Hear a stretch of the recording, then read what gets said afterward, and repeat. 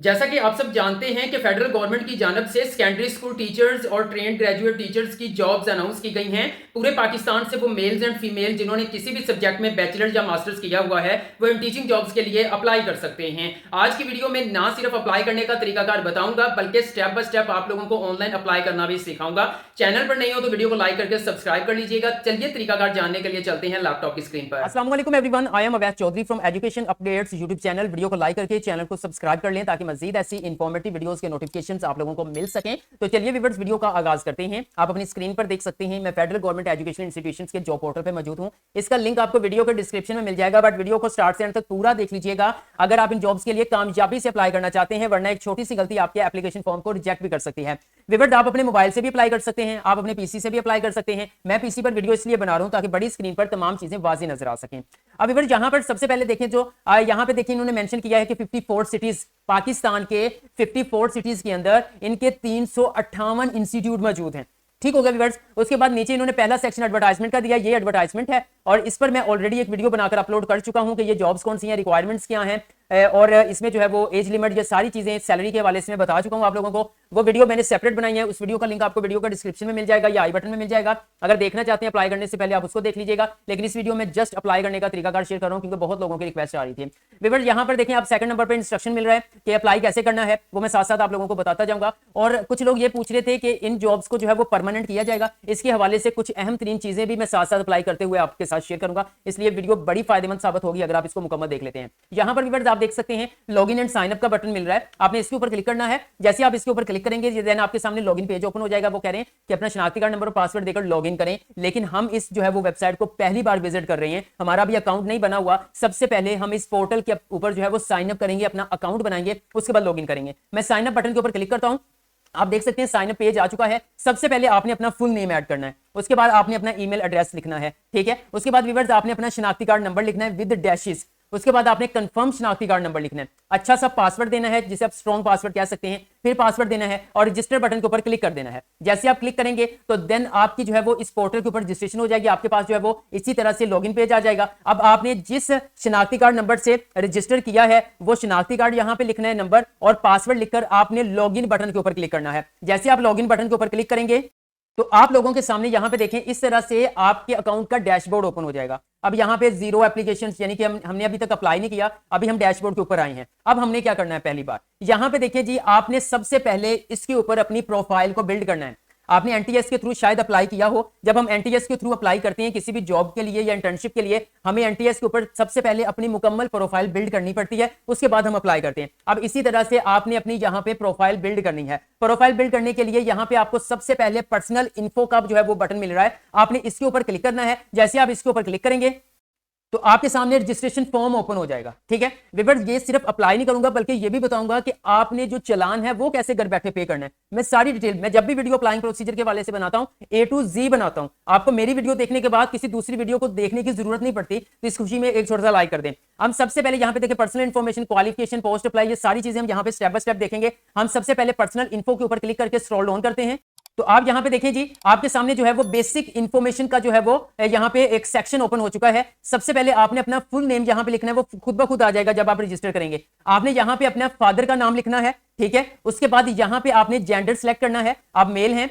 Female हैं, वो यहां से आप जो है वो सिलेक्ट करेंगे, ठीक है। आपको ट्रांसजेंडर का भी यहां पे मिल सकता है, ओके। यहां पे मेल के ऊपर यहां पे आपने डेट ऑफ बर्थ सिलेक्ट करनी है। आप डेट ऑफ बर्थ कैसे सिलेक्ट करेंगे, आप थोड़ा सा इधर को जाएंगे तो यहां पे देखें जी, आपको यहां पे कैलेंडर का बटन मिला, आप इसके ऊपर क्लिक करके आपकी जो डेट ऑफ बर्थ बनती है वो आप यहां से सिलेक्ट कर लेंगे। उसके बाद यहां पे डोमिसाइल है कि आपका ताल्लुक कौन से सूबे से है, आप पंजाब से हैं, आप खैबर पख्तूनख्वा से हैं, आप गिलगित बल्तिस्तान से, या जहां से भी हैं आप उसको सिलेक्ट करें। मिसाल के तौर पर मैं पंजाब को सिलेक्ट कर लेता हूं। उसके बाद आगे वो पूछ रहा है क्या आप डिसेबल तो नहीं है, क्या आप मजदूर तो नहीं है, अगर हैं तो यस, अदरवाइज आप नो के ऊपर क्लिक कर देंगे। उसके बाद आपका मैरिटल स्टेटस आ जाएगा, अगर आप मैरिड हैं तो मैरिड के ऊपर क्लिक करेंगे, अदरवाइज आप अनमैरिड के ऊपर क्लिक करेंगे। ये आपका बेसिक इंफॉर्मेशन वाला जो है वो सेक्शन कंप्लीट हो जाएगा। अब आप मजीद स्क्रॉल डाउन करेंगे मजीद थोड़ा सा, ठीक है। उसके बाद यहां पे आपका कॉन्टैक्ट इंफॉर्मेशन आ जाएगी, उसको आपने यहां पे आपका जो भी नेटवर्क है जैसे टेलीनॉर है उसको आपने सेलेक्ट करना है। उसके बाद आपका जो नंबर है वो आपने यहां पे लिखना है, 0 के साथ लिखना है, ठीक है। उसके बाद व्यूअर्स नेक्स्ट यहाँ पर आप देख सकते हैं व्हाट्सएप नंबर, अगर सेम नंबर पर व्हाट्सएप बना हुआ है तो आप यहाँ पे ऐड कर सकते हैं। आपको व्हाट्सएप नंबर नहीं है, नो प्रॉब्लम, आप इसको इग्नोर भी कर सकते हैं। उसके बाद व्यूअर्स यहाँ पर आप देख सकते हैं, यहाँ पर आपका शनाख्ती कार्ड नंबर खुद ब खुद आ जाएगा जो आपने रजिस्ट्रेशन टाइम ऐड किया था। इसको प्राइवेसी इशू की वजह से मैं हाइड कर दूंगा। उसके बाद यहाँ पे ईमेल एड्रेस है, इसको भी मैं हाइड कर दूंगा। उसके बाद व्यूअर्स नेक्स्ट आप देख सकते हैं, यहाँ पर वो आपसे पूछ रहा है डोमिसाइल डिस्ट्रिक्ट।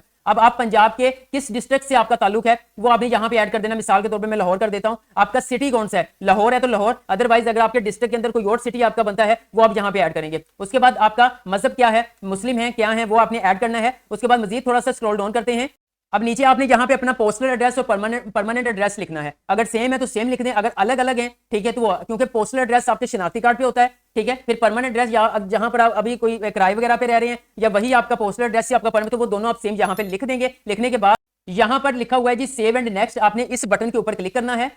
जैसे ही हमने सेव एंड नेक्स्ट बटन के ऊपर क्लिक किया, पर्सनल इंफॉर्मेशन आप यहां पे देख सकते हैं, वो वाला जो है वो हमारा स्टेप कंप्लीट हो चुका है। अब ये खुद ब खुद जो है वो क्वालिफिकेशन के ऊपर आ चुका है। अब हमने अपनी जो है वो क्वालिफिकेशन यहां पे ऐड करनी है।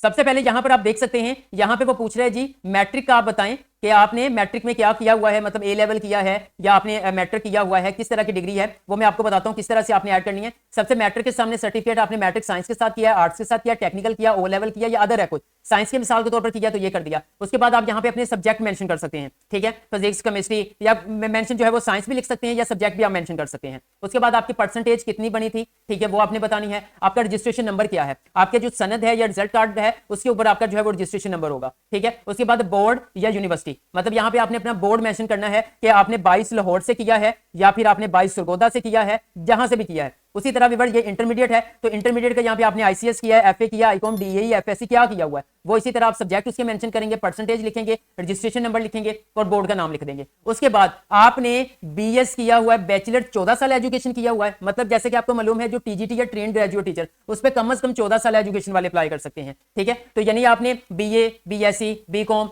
क्या किया हुआ है वो आपने यहां पे मेंशन कर देना है, या आपने एडीसी किया हुआ है, एडीए किया हुआ है, ठीक है, या फिर आपने बीएससी की हुई है वो आपने यहां पे मेंशन कर देनी है, ठीक है। अगर आपने 14 साल नहीं डायरेक्ट आपने इंटरमीडिएट के बाद बीएस किया हुआ है तो फिर आप ये 14 साल वाले सेक्शन को इग्नोर कर देंगे, आप डायरेक्ट बैचलर्स के ऊपर आ जाएंगे। बीएस किया हुआ है, किस सब्जेक्ट में किया है, आपकी परसेंटेज या सीजीपीए कितना है, रजिस्ट्रेशन नंबर क्या है, कौन सी यूनिवर्सिटी से किया है, इसके अलावा आपने एमएस एमफिल किया हुआ है या पीएचडी किया हुआ है, बिल्कुल सेम इसी तरह आप मालूमात ऐड करेंगे। अब फिर आपको पता है कि यहां पर जो है वो बीएड भी रिक्वायर्ड है, चाहे आप टीजीडी पे अप्लाई कर रहे हैं चाहे आप जो है वो एसएसटी पे अप्लाई कर रहे हैं, बीएड कंपलसरी है, ठीक है। अब यहां पे देखिए इन्होंने बीएड खुद ब खुद यहां पे डिग्री नेम ऐड किया हुआ है जिसको आप चेंज नहीं कर सकते। अब बीएड है या फिर इक्विवेलेंट से मुराद ये है कि आपको पता है जो जिन्होंने एमए एजुकेशन किया हुआ है वो बीएड के इक्वल करार दिया गया है। अब यहां पर एक चीज और मैं बताता हूं कि जब दूसरे जैसे कि स्कूल एजुकेशन डिपार्टमेंट की जानब से जॉब्स आती थी या कहीं पे भी जॉब्स आती थी, आपको मालूम है हायर एजुकेशन कमीशन ने एमए एजुकेशन को बीएड के इक्वल करार दिया, बीएड एमएड के इक्वल करार दिया है, ठीक है। और जब वहां पे जॉब्स टीचिंग की आती थी तो देन जो है वो जिन्होंने एमए एजुकेशन किया होता था,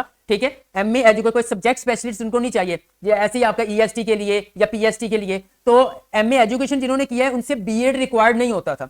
लेकिन यहाँ पे फेडरल गवर्नमेंट एजुकेशनल इंस्टीट्यूशन जो है इन डिपार्टमेंट का कहना है चाहे आपने एमए एजुकेशन किया हुआ है फिर भी साथ में आपको बीएड देना पड़ेगा, वो अलग से प्रोफेशनल डिग्री है। हालांकि एमए एजुकेशन जो है वो एचईसी ने बीएड और एमएड के इक्वल करार दिया हुआ है। मैंने इस हवाले से इनको मैसेज किया, अगर रिप्लाई आता है तो फिर मैं इसके हवाले से फर्दर आपको कमेंट सेक्शन में बता दूंगा जब रिप्लाई आएगा, क्या अकेले जिन्होंने एमए एजुकेशन किया हुआ है वो विदाउट बीएड अप्लाई कर सकते हैं या नहीं कर सकते। लेकिन फिलहाल के लिए जो है वो बीएड जरूरी है, एसएसटी के लिए भी और टीजीटी के लिए भी, ठीक है। अब यहाँ पे बीएड या इक्विवेलेंट जो भी है, आपका एमए एजुकेशन भी है तो कोई बात नहीं, यहाँ पे ऑब्टेन्ड मार्क्स, टोटल मार्क्स जिस यूनिवर्सिटी से आपने किया हुआ है वो यहाँ पे आप ऐड कर देंगे। इसके अलावा आपकी कोई प्रोफेशनल क्वालिफिकेशन आपके पास मौजूद है तो देन आप उसको यहाँ पे ऐड कर सकते हैं। ये यहाँ पे क्वालिफिकेशन ऐड करने के बाद, एकेडमिक एंड प्रोफेशनल ऐड करने के बाद आपने सिंपल यहाँ पे देखें सेव एंड नेक्स्ट का बटन है, आपने इसके ऊपर क्लिक कर देना है जी। तो व्यूअर्स आप अपनी स्क्रीन पर देख सकते हैं यहां पर हमारा फर्स्ट स्टेप भी कंप्लीट हो चुका है, सेकंड भी हो चुका, अब पोस्ट अप्लाई पे आ चुके हैं, किस पोजीशन के लिए आपने अप्लाई करना है। अब देखिए व्यूअर्स मैंने मिसाल के तौर पर मास्टर्स एजुकेशन वहां पे ऐड किया हुआ है, ठीक है, मतलब अपनी मास्टर्स की तालीम बीएस किया हुआ है,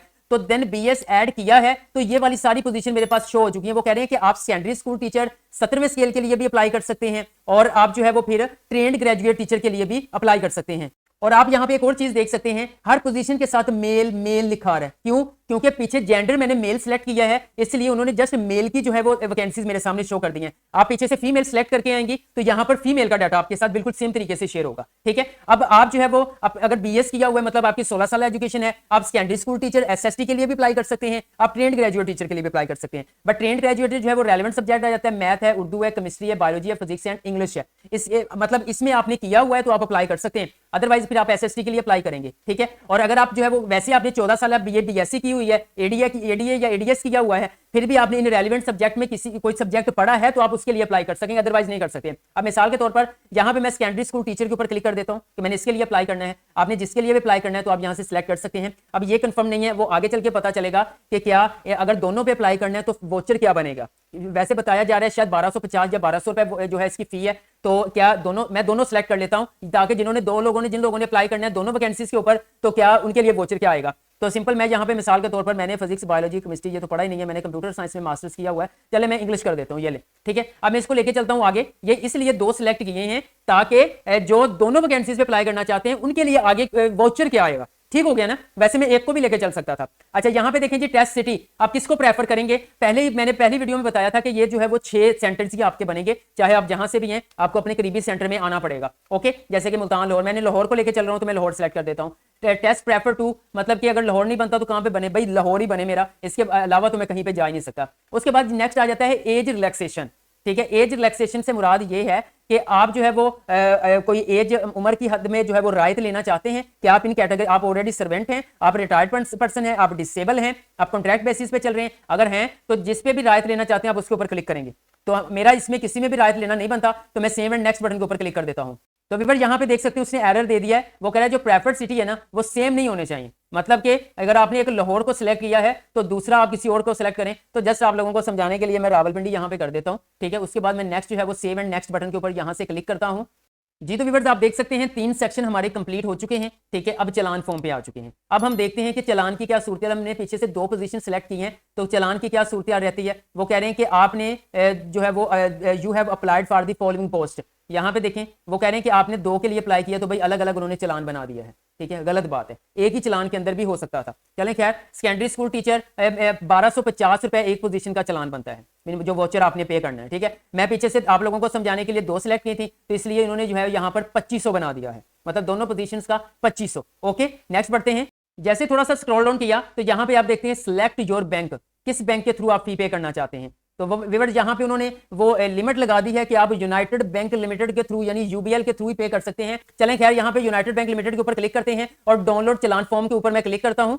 जी, तो व्यूअर्स आप अपनी स्क्रीन पर देख सकते हैं चलान हमारे सामने जो है वो ओपन हो चुका है। सिर्फ यूनाइटेड बैंक लिमिटेड यूबीएल का ऑप्शन दिया है, ये आप बैंक में जाकर ही फी पे करेंगे। शायद यहाँ पर जो है वो इदारे की कोई मजबूरी ठहरी हो, क्योंकि लास्ट टाइम जब इन्होंने इजी पैसा जैज केस किया था तब भी काफी लोगों की प्रॉब्लम आई थी कि वो स्टेटस ही फी का अपडेट नहीं हो रहा था। ठीक है, अब यहाँ पे इन्होंने एक ही पेमेंट गेटवे रखा हुआ है तो ये थोड़ी आसानी हो सकती है। ठीक है, बाकी यहाँ पर देख सकते हैं ये जहाँ पर आपको चलान नंबर मिल रहा है, आपका नाम आ रहा है, फादर का नाम आ रहा है, शिनाख्ती कार्ड नंबर आ रहा है, उसको मैं सिक्योरिटी इश्यूज की वजह से हाइड कर दूंगा। ठीक है, बाकी ये चलान आपने प्रिंट इसका लेना है, प्रिंट लेने के बाद आपने जो है वो करीबी अपनी यूबीएल की ब्रांच में जाना है, वहां पे इसको फी को पे करना है, फी को पे करके आपने वापस आना है और देखते हैं क्या इसकी चलान की पिक्चर की वो डिमांड करते हैं। नेक्स्ट स्टेप की तरफ बढ़ते हैं। तो यहाँ नेक्स्ट हमारे पास स्टेप आ रहा है मूव नेक्स्ट। मैं मूव नेक्स्ट बटन के ऊपर क्लिक करता हूं तो आप देख सकते हैं 4 स्टेप्स कंप्लीट हो गए हैं। 5वें स्टेप पर हम यहाँ पे आ चुके हैं। यहाँ पे डॉक्यूमेंट अपलोड करने को कह रहे हैं, देख लेते हैं। जी बिल्कुल, ये यहाँ पर जो है वो चलान की पिक्चर अपलोड करने को कह रहे हैं। यहाँ पे सबसे पहले टाइप बैंक है, यहाँ पे यूबीएल, अच्छा यहाँ पे इन्होंने ऑप्शन दिया हुआ है इजी पैसा, जैज कैश, मोबाइल, यहाँ पे सारा ऑप्शन मौजूद है। लेकिन यहाँ पे यूबीएल मैं आपको यहाँ पे सजेस्ट करूंगा कि भाई आप यूबीएल को ही लेके चलें, ऐसा ना हो कि बाद में आप लोगों के लिए मसला हो। क्योंकि इन्होंने अगर वहां पे सिलेक्ट बैंक के अंदर अगर ये इजी पैसा जैज कैश को ऐड करते तो फिर हम उसके थ्रू फी पे कर सकते थे, लेकिन चलान ही सिर्फ यूबीएल का ओपन होता है तो आप यूबीएल के थ्रू ही फी पे करें। यूबीएल सिलेक्ट करेंगे, यहाँ पे ट्रांजेक्शन डिटेल आपका वहां पे जो भी आपका SCQ नंबर जो है वो बैंक जारी करेगा वो आपने यहाँ पर ऐड करना है। ठीक है, जो भी बनेगा, ठीक है, ये डेमो के तौर पर ऐड किया और सबमिट बटन के ऊपर आपने क्लिक करना है। सबमिट बटन के ऊपर क्लिक करने से पहले थोड़ा सा स्क्रॉल डाउन करेंगे, वो यहां पे कह रहे हैं कि आप चालान की पिक्चर यहां पे अपलोड करें जो आपने पे किया है। वो आप चूज फाइल के ऊपर क्लिक करके आप चालान की पिक्चर अपलोड करेंगे, जो उसका साइज है वो 100 KB से ज्यादा नहीं होना चाहिए और उसका जो फॉर्मेट है वो जेपीजी या फिर जेपीईजी या फिर पीएनजी फॉर्मेट के अंदर होना चाहिए। ठीक है, इसी तरह आप अपने पासपोर्ट साइज जो है वो पिक्चर यहां पे अपलोड करेंगे, अपने शनाख्ती कार्ड की फ्रंट साइड की पिक्चर यहां पे अपलोड करेंगे। ये तीनों डॉक्यूमेंट्स अपलोड करने के बाद आप सेव एंड नेक्स्ट बटन के ऊपर क्लिक करेंगे। जैसे आपने सेव एंड नेक्स्ट बटन के ऊपर क्लिक किया, यहाँ पे देखिए अंडरटेकिंग आ चुका है। ठीक है, अब हमने जस्ट इसमें थोड़ा सा कहना है कि जो हमने मालूमात ऐड की हैं वो बिल्कुल सही हैं। और यहाँ पे देखें जी, ये पिक्चर ये जस्ट डेमो के तौर पर तीन पिक्चर्स मैंने अपलोड की हैं। और सिंपल यहाँ पे स्क्रॉल डाउन करके I agree and term and conditions के ऊपर आपने क्लिक करना है। क्लिक करने के बाद आपने सबमिट बटन के ऊपर क्लिक कर देना है। जैसे सबमिट बटन के ऊपर क्लिक किया तो वापस डैशबोर्ड पे ले आया है। अब यहां पर आप देख सकते हैं कि यहां पर उन्होंने मेंशन किया है कि टोटल एप्लीकेशन हमारी एक है, सबमिटेड भी एक ही है। एक से मुराद एक ही सबमिट की है, वैसे हमने 2 पोजीशन पे अप्लाई किया है। जब ये इसको थोड़ी सी वेरिफिकेशन करेंगे, आपकी फी वगैरह चेक करेंगे, तो देन यहां वो अब आपकी जो है वो अप्रूव्ड के अंदर आ जाएगी। जैसे अप्रूव्ड के अंदर आएगी उसके बाद जो कॉल लेटर जिसको हम एडमिशन लेटर कहते हैं या रोल नंबर स्लिप कहते हैं, शायद वो यहाँ पे आपकी अपलोड हो जाएगी। वो यहाँ से आप डाउनलोड कर सकते हैं। मैं थोड़ा सा स्क्रॉल डाउन करके दिखाता हूँ, तो यहाँ पर आप देख सकते हैं secondary school teacher, trained graduate teacher, यहाँ पे हमारे जो है वो एप्लीकेशन सबमिट हो चुकी हैं। मजीद आप थोड़ा सा स्क्रॉल डाउन करेंगे तो देन आपको वहां पे प्रोफाइल देखने को मिल जाएगी। तो हमने कामयाबी से SST या फिर ट्रेंड ग्रेजुएट टीचर पर अप्लाई करने का तरीकाकार सीख लिया है। तो व्यूअर्स अब बात कर लेते हैं कि कुछ लोग पूछ रहे थे क्या हमें जो है वो बाद में परमानेंट भी कर दिया जाएगा। तो व्यूअर्स आप लोगों को बताता चलूं कि फेडरल गवर्नमेंट एजुकेशनल इंस्टीट्यूशंस ने अपने ऑफिशियल फेसबुक पेज के ऊपर जो है वो इन टीचिंग जॉब्स की जो है ऐड शेयर की थी। नीचे बहुत लोग कमेंट कर रहे थे जिनको मैंने अच्छी तरह से रीड किया, जिसमें वो फेडरल गवर्नमेंट वाले जो रिप्लाई लोगों को कर रहे हैं वो कह रहे हैं कि ये प्योरली कॉन्ट्रैक्ट बेसिस पे हैं, हम इनको परमानेंट नहीं करेंगे। ये है कि पहला साल आपका कॉन्ट्रैक्ट पे है और सेकंड ईयर अगर आपकी परफॉर्मेंस अच्छी रही तो आपको मजीद 1 साल के लिए जो है वो आपके कॉन्ट्रैक्ट को एक्सटेंड कर दिया जाएगा। मजीद इन्होंने नहीं कहा जी कि आपको मजीद भी हम जो है वो कॉन्ट्रैक्ट को एक्सटेंड ही करते जाएंगे। ठीक है, कुछ लोग कह रहे थे कि इसके साथ जो है वो स्किल्स को मेंशन किया हुआ है, यानी कि SST के साथ 17 ग्रेड है और जिनके साथ स्किल्स मेंशन कर दिया जाता है उनकी उम्मीदें होती हैं या चांसेस होते हैं कि उनको परमानेंट कर दिया जाए। तो यहाँ पे फेडरल गवर्नमेंट एजुकेशनल इंस्टीट्यूशंस की जानिब से मुकम्मल तौर पर क्लियर वाजे किया गया है कि हम इनको परमानेंट नहीं करेंगे, पहला साल कॉन्ट्रैक्ट पे रखेंगे, अगर परफॉर्मेंस अच्छी रही तो दूसरे साल जो है वो कॉन्ट्रैक्ट जो है वो उसको एक्सटेंड कर दिया जाएगा। बस, तो इन जॉब्स के रेलेवेंट आपका कोई भी क्वेश्चन है कमेंट सेक्शन में कमेंट कर दें, मैं आपको गाइड कर दूंगा। वीडियो अच्छी लगी है तो लाइक कर दें, एजुकेशन अपडेट्स को सब्सक्राइब करके बेल आइकन को प्रेस कर दें ताकि मजीद ऐसी जॉब्स के रेलेवेंट इंफॉर्मेटिव वीडियोस के नोटिफिकेशंस आप लोगों को मिल सकें। आज के लिए इतना, इंशाल्लाह नेक्स्ट वीडियो लेकर दोबारा हाजिर होऊंगा, तब तक के लिए अल्लाह हाफिज।